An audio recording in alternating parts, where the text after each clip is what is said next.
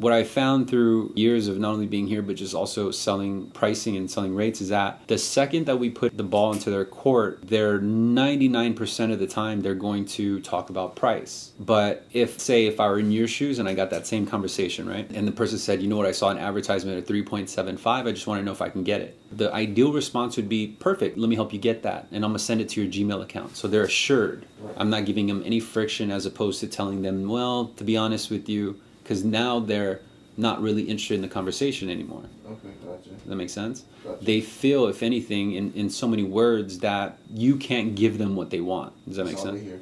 Yeah. That all they hear is that, let me be honest with you, the advertiser, it swayed the direction of that conversation to where they actually feel dumb, right? Okay, In so many ways. Like the prospect feels like we're kind of saying, yeah, well, you got bamboozled. And no one wants to feel like a sucker, right? Gotcha. So even if the guy was like Mr. Patel and he called in and said, hey, I just want to know if you got a 2% 30-year fix. Yeah, perfect. Let me help you get that. It's always like, yeah, let me show you. Okay, cool. Let me go and prep that for you. It's always agreeing with them first, no matter what they say. Even if they say, I want the 2.75 30-year fix with absolutely no cost. Instinctively, because, we, depending on how we were trained or how we look at the job, we want to be educators, right? And like, well, let me go ahead and inform him about the market. Instead, hear it in a different way. So when they say, hey, Jay, I want, is your 3.75 available? I hear it different, right? So when anyone says, number one is I never really ask them the question to where they say, I want the lowest rate. If they say, if we do go over goals though, because that's a very hard question to remove from your conversation because it's natural. Right. It's almost like it's the way we kind of make sure they're even listening.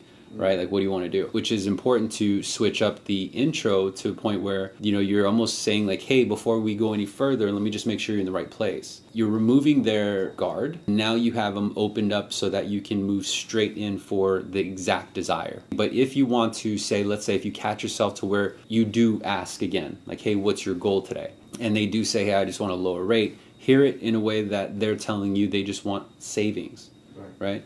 So, even if you had gone down that path and let's say you catch yourself where you're saying, okay, well, how can I help you? Last thing I want you to do is overthink it and say, oh, I'm not supposed to ask that question, right? But just kind of slowly train yourself to stop asking that question. But if they said, you know what, Jay, I'm looking for a lower interest rate, our natural response is, well, what's your rate, right? My rate's 3.75. There's only so many different places you can go from there.